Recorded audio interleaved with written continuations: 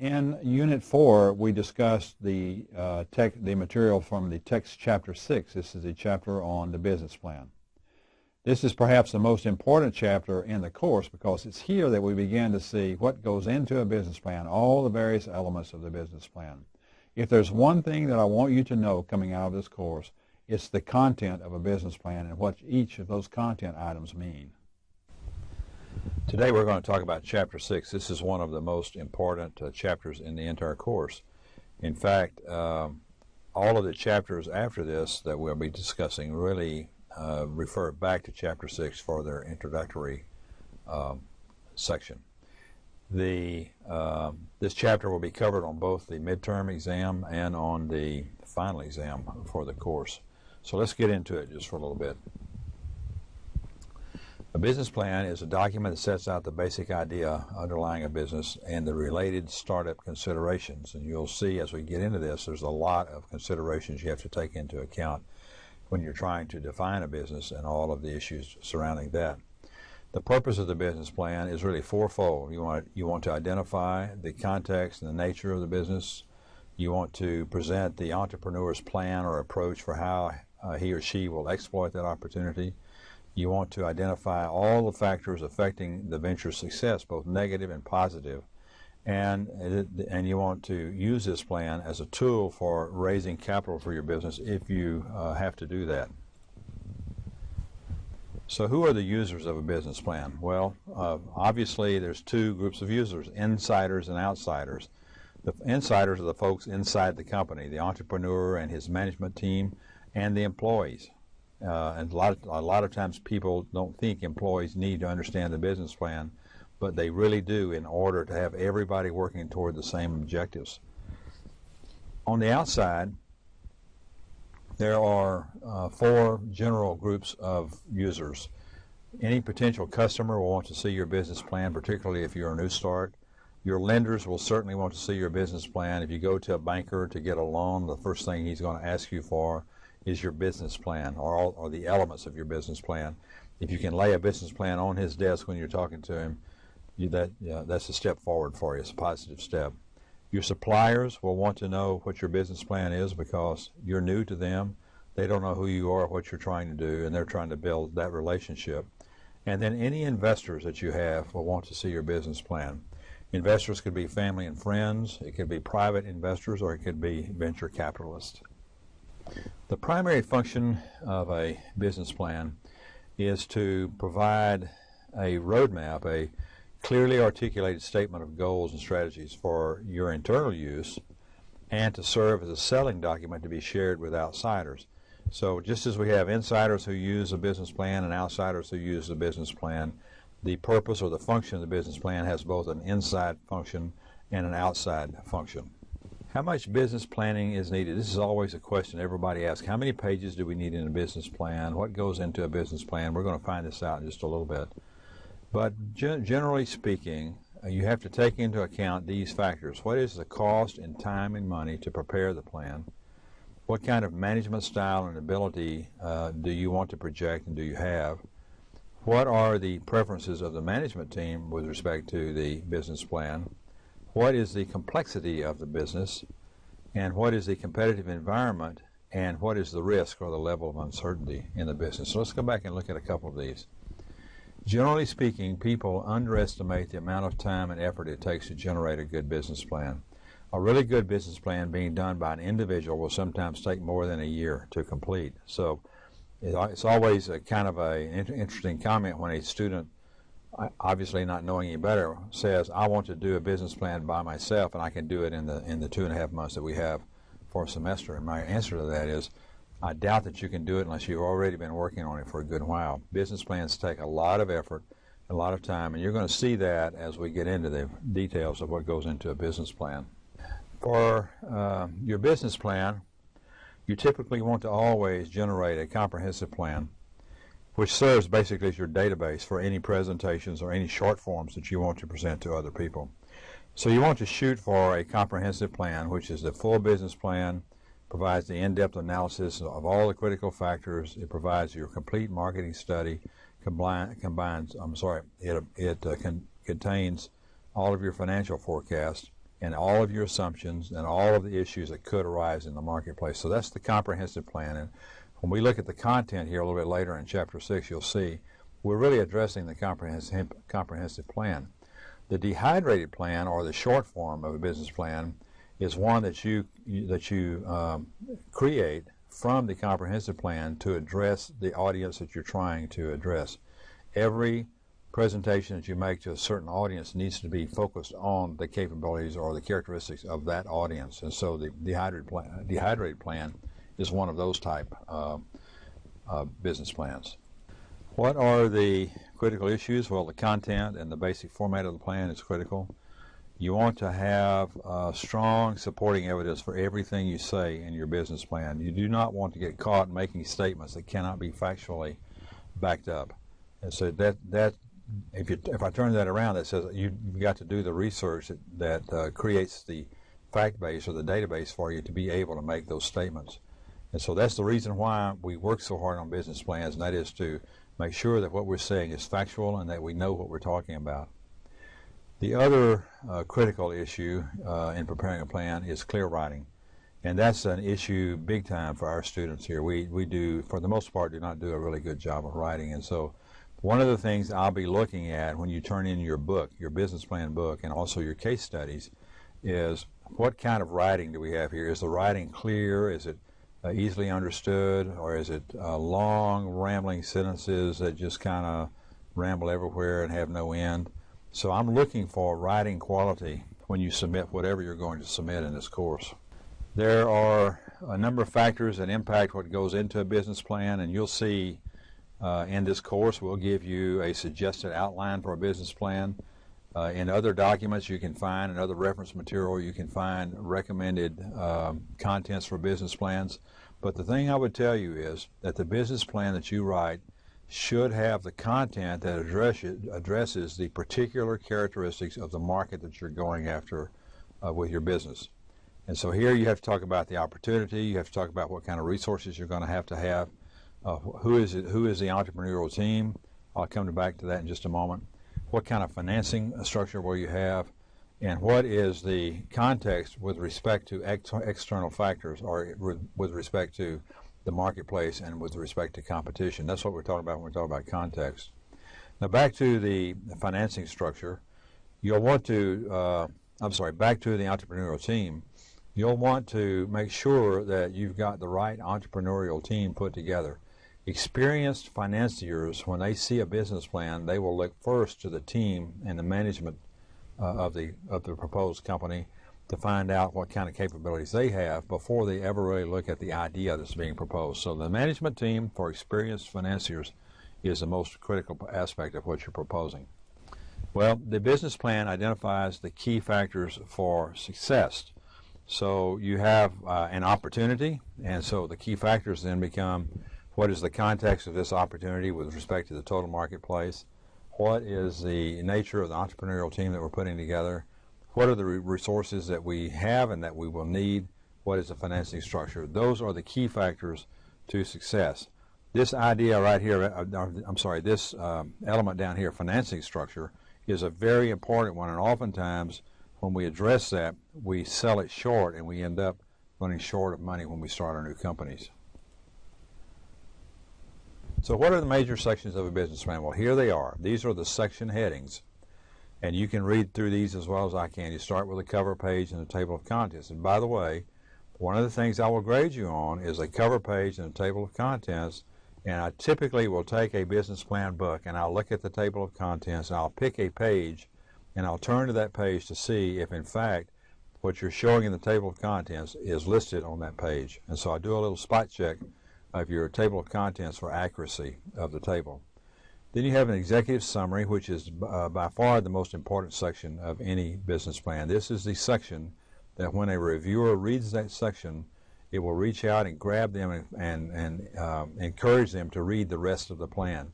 If the executive summary does not grab the reader, then it's highly unlikely they will read the rest of the plan.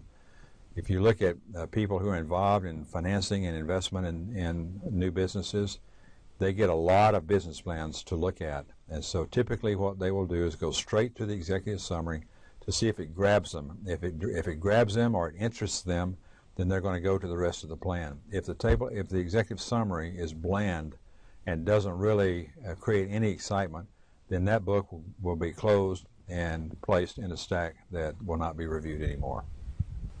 Now, what we'll do is just briefly look at a few of these sections here, and this is a good little chart that we have that allows you to see what goes into each of these sections in just a summary form. And then later in the chapter, we'll get into a little bit more detail. Well, we know what a table of contents is, but executive summary we don't know for the most part. An executive summary is not an abstract. An executive summary is not a one-paragrapher that just kind of gives you an intro into the document.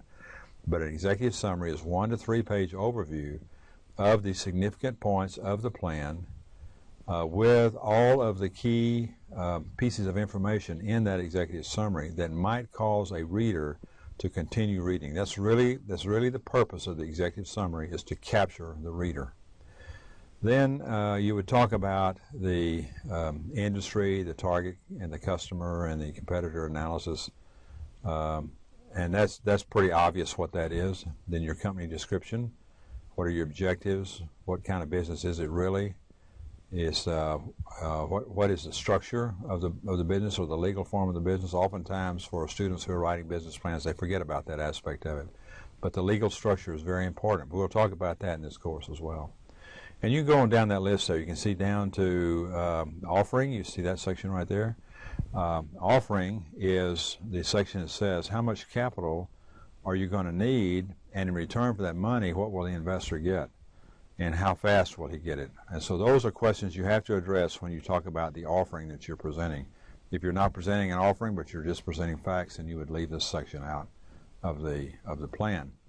If you have outside investors in your company already, then you're going to want to have an exit strategy. And primarily, investors want to know, when am I going to get my money back, and how much am I going to get back? And so here in the exit strategy is where you would address that question of, this is how we plan to exit the company so that we can reimburse our investors and they get their anticipated return at that point. Then the financial plan identifies basically 3 major forecasts. And I'll add some more to that in just a moment, but you present the sales forecast, you present the forecasted income statement, the forecasted balance sheet, and the forecasted cash flow statement. And all of those are very important. I said 4 things. The 3 things I was talking about were the 3 fundamental financial reports, the balance sheet, the income statement, and the cash flow statement. But with this, you want to also present a forecast of sales and how those sales come about. Now, let me back up and say that when I'm talking about the financial plan, my starting point for the financial plan is always sales.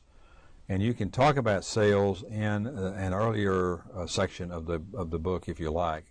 A particularly appropriate place to put it is in the marketing analysis or marketing plan section. So that can go either place or even be repeated, but your sales are critical because that's really where all of your financial results originate, with sales. And then you have an appendix after the financial plan that would just be an appendix of supporting documents. These are the documents that have a lot of detail typically and give you information that you might need if you were going to dig in and do a detailed analysis of the plan. So we're going to go through now kind of each of these content sections very quickly, and you'll see, you'll get an idea of what goes into each one. Well, the cover page is fairly obvious, and so you can read down through this as well as I can. You can see what really goes onto a cover page. I would encourage you that if you've got any kind of a confidential information in your business plan, to put a confidentiality disclaimer on the title page or cover page. The table of contents, everybody knows what that is. It's a sequential listing of the major sections of a business plan, and it identifies the page numbers where those sections can be found. Now here is the typical table of contents, and this is an example of a business plan that's shown in the text as an example. This is Ben Japan's business plan, and you can see the major sections of that business plan. Now let's go on to the executive summary. Sometimes you'll see this called a narrative or a synopsis, but the term we will use, and that I always use, is executive summary. So in the executive summary, you have the description of the opportunity, you have the explanation of the business concept, and so forth. You can read down through that list. Now, what we're really saying here is that the executive summary has within it a summary of all the important points that are made in the body of the business plan. So in the executive summary, you want to pull out of the body of the business plan the key points that you want the reader to see and to understand in order to get their attention. Now, the industry description is exactly what it says it is. You're defining the broader industry that your company will fit into, what the different segments of the industry are, and if you're trying to get into a niche in that industry, you'll talk about it right there. We'll talk more about niche companies here as we get into the course. Target customers is always important. If you're really on top of what you're trying to do, you will have done a very detailed market analysis or market study for your company, and through that you would have identified who your key customers are and how you will be able to reach those customers. What are the demographics and the psychological variables that most impact this group of customers? So you want to really identify your target customers for your company. In fact, it's great to have not only have them identified, but have some experience there as well ahead of time with that particular customer base. Then you've got to do a competitor analysis, and this is always true of every business plan. You need to do an analysis of your competition. It's important that you know what your competition is doing all the time if you have a small business. So here's the company description, and there's a whole list of questions here you need to address. And as you do your business plan, as you put together your book, come back to Chapter 6 and read through these descriptions that we have here so that you can see what really goes into each of these sections. So when I describe my company, I have to talk about the history of the company. I have to talk about its objectives, what kind of business is it really into, what has it done to date, what has the growth pattern been like, what kind of organization do you have or legal structure do you have, what are the long-term forecasts for the industry, how is the ownership of the firm, if you're buying, how does it exist now, and if you're starting a new company, then how will it be structured and why are you structuring it that way. Here is an executive summary for Bench Upon's business plan. And you can see here that in section 1.5, they covered of the executive summary, they have one page devoted to all of the financials, and they call this the summary financials. And that's easy to do. If you're going to put together a business plan, it's not necessary that you put all of the cash flow report, all of the income statement, all of the balance sheet into the section in the business plan book. That can go easily into an appendix, and you summarize in a section in the book with a one-page summary, and that's exactly what we have here, the summary of the financials in one page without a lot of details left off, but the key terms are there for you to take a look at. This is the way I would present my financial information. Do the details in the financial section. In the summary, treat it exactly as it is, an executive summary, and show just a summary of the financials that you're projecting for your company. So then you have to describe your product and your service plan, and here's where you talk about what is it that you're selling. What is it, a firm product, or is it purely service, or is it a combination of both, and how will those products and our services develop sales for your company. Then you talk about the marketing plan, the operations and development plan. This is a detailed explanation of how the service or the product will be produced or provided. And then you describe your management team. And again, I'll say this is a very important section because a lot of investors are investing in the people, not necessarily in the idea. You should always have a section on critical risk. Every project has some risk, and you need to identify those so that the reader can draw their own judgment on how critical the risks are that you're facing with this idea. And then you have your financial plans. The pro forma statements. A pro forma statement is a projected statement or projected financial content. And so what you would do here is you do a performance statement, which would be a projection of the sales starting now and going out for 3, 4, 5 years. And you would do that for sales, you would do that for your income statement, you would do that for your balance sheet, you do that for your cash flow statement. All three of those will become, at some point in time, Chapter 6 primarily, will become your pro forma financial statement, and that's projected up to 5 years, and which you can display very easily on your PC. Then you have an appendix of supporting documents. The appendix of supporting documents is primarily aimed for those analytical types who will be spending a lot of time analyzing and assessing what you submitted. So you just have to kind of make a judgment on what you're going to include there. You'll want to include resumes of anybody that's investing in your company, and the owners and the managers, any professional references, photographs, any kind of marketing studies, any kind of published research, any signed contracts of sale. That's what that says is I've got customers and they've already signed a contract to buy what I'm selling. Investors really like to see customers already lined up for new companies. Okay, now here's some advice for writing a business plan. The first point is analyze the market thoroughly. I will hammer you a lot through this course on analyzing the market. This is the hardest part of generating any business plan, that is to analyze the market and assess the market. This is the one area where every team, every person that's working on a business plan in this class will have a problem right here with the market analysis for their company.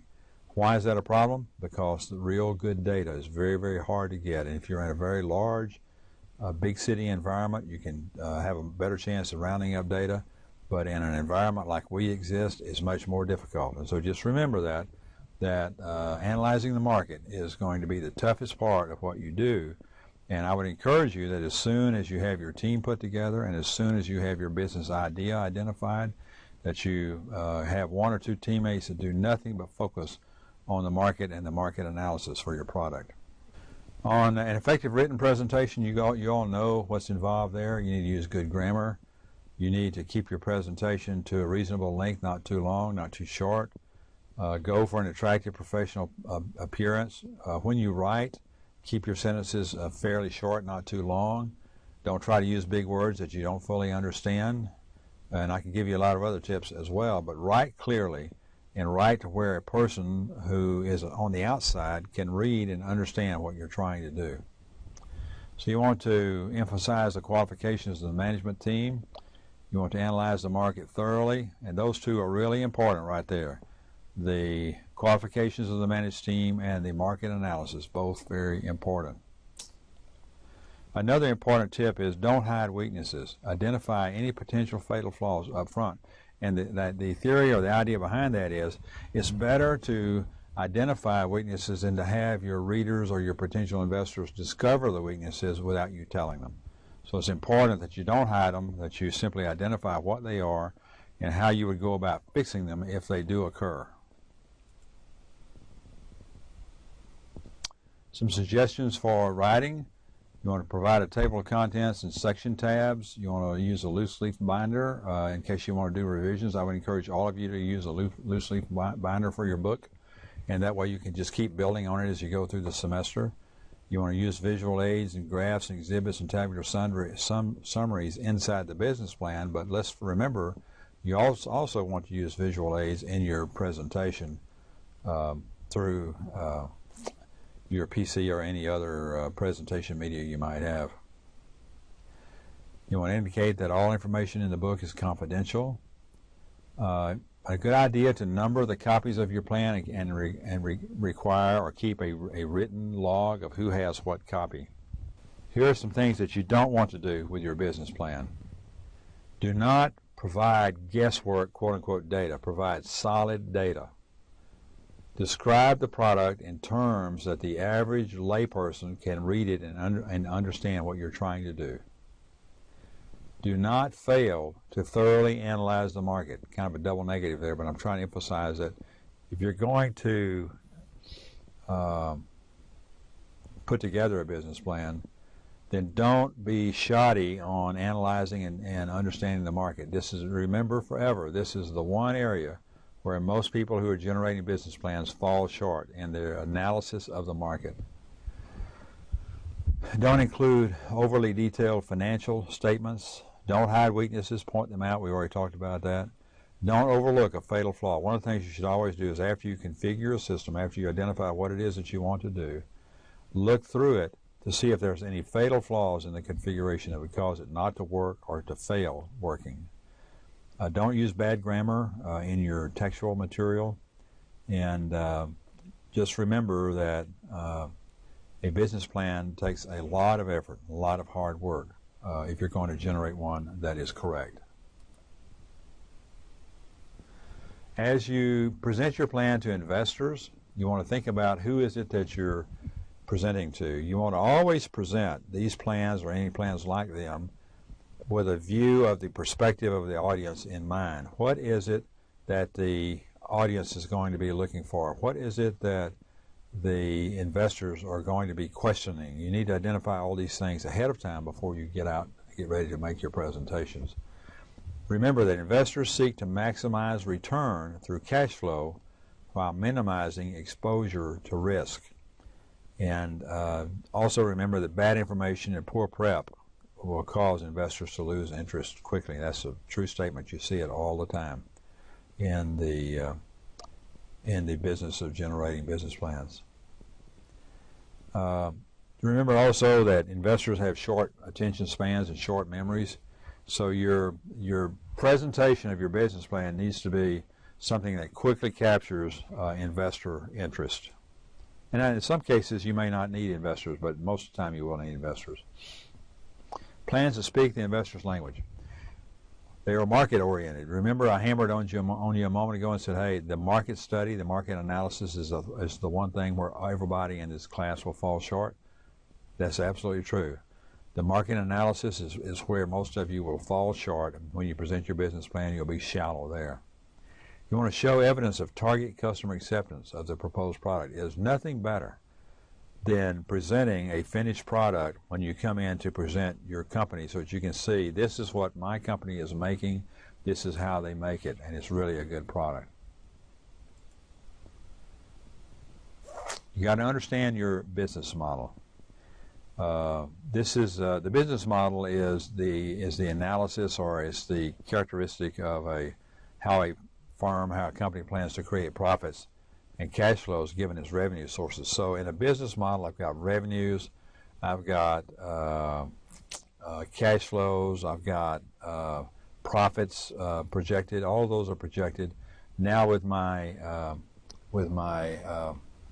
business model, does it make sense what I'm trying to do?